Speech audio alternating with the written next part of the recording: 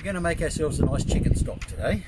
Now that's using the chicken bones. It is, correct. Leg bones and the carcass.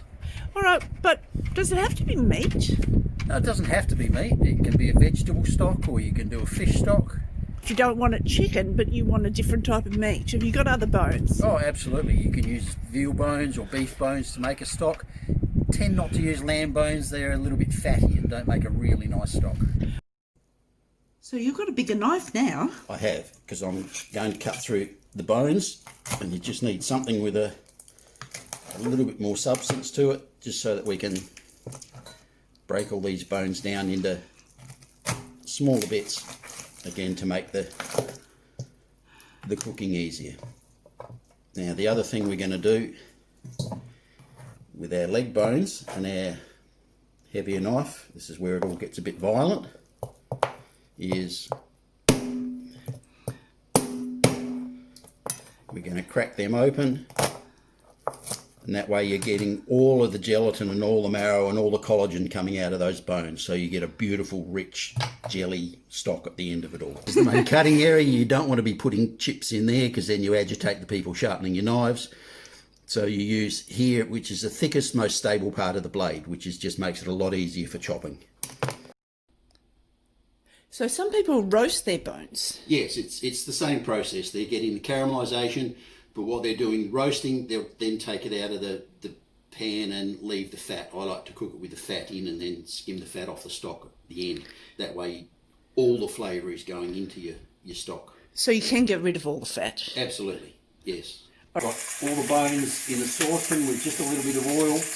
Got the heat going just to get some caramelisation going and start working. And then once they're nicely caramelised all the way around, we'll start adding all the rest of the ingredients, the vegetables for our stock. Alright, so we've left all the skin and the peel and everything on the veggies. They're just chopped up. Most of the nutrients in vegetables are in the skin. So you can have the tops of celeries, you can have skin. Yeah, any sort of just veggie scraps goes in it just to put the flavour and the nutrition into your stock.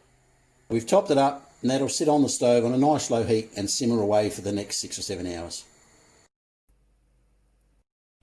And the colander now comes out, and that will just sit back on the saucepan.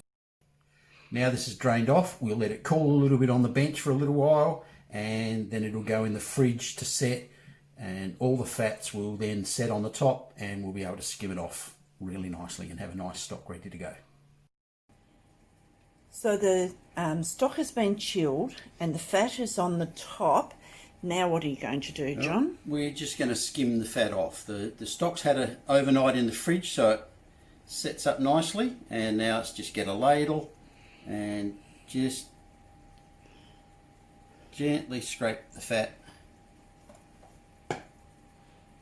off the top of the stock.